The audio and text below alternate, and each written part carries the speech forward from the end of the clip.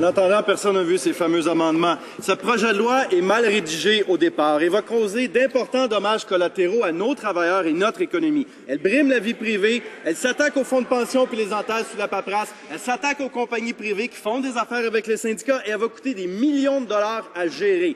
Des millions de dollars à gérer. Imaginez tout ça pour seulement 6 personnes qui ont porté plainte sur 4,2 millions de travailleurs syndiqués. Et tous les cas se sont réglés.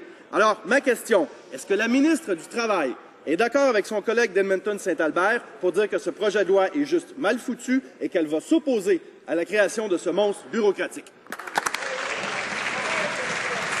L'honorable secrétaire parlementaire.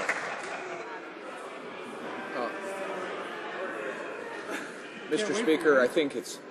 Monsieur le Président, le NPD ne veut pas davantage de transparence en matière, en ce qui concerne les syndicats, et c'est évident parce qu'il a accepté plus de 3 millions de dollars en dons illégaux de la part des syndicats. Nous ne savons pas quels autres dons de ce genre ont été faits. Voilà pourquoi il faut plus de transparence. Et nous aimerions bien avoir un peu plus de transparence sur la position du député qui, 9 fois, a fait des dons au parti séparatiste extrémiste Québec solidaire. Alors, dans l'esprit de la transparence, pourquoi ne nous dit-il pas s'il est fédéraliste? Monsieur le Président, je trouve ça toujours le fun de voir mon collègue se pratiquer à poser des questions pour le jour où il va être dans l'opposition. Ça s'en vient, ça s'en vient.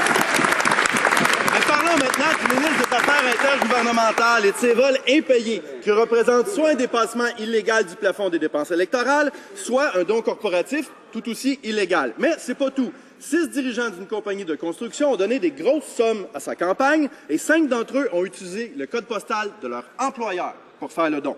Les dons illégaux disparaissent pas comme par magie sous les jupons de celui qui fait en sorte que cette Chambre devient complètement ridicule. Est-ce que le ministre va aujourd'hui finalement se lever et s'expliquer?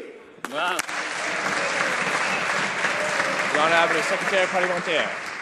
Monsieur le Président, l'agent officiel va répondre à toutes les questions à Élections Canada. Mais, Mr. Speaker, Monsieur le Président, l'audace, dis-je, du député est impressionnante. Il parle ici de contributions illégales alors que lui et le reste de son parti, surtout son chef, ont tenté de camoufler 340 000 $ en dons illégaux.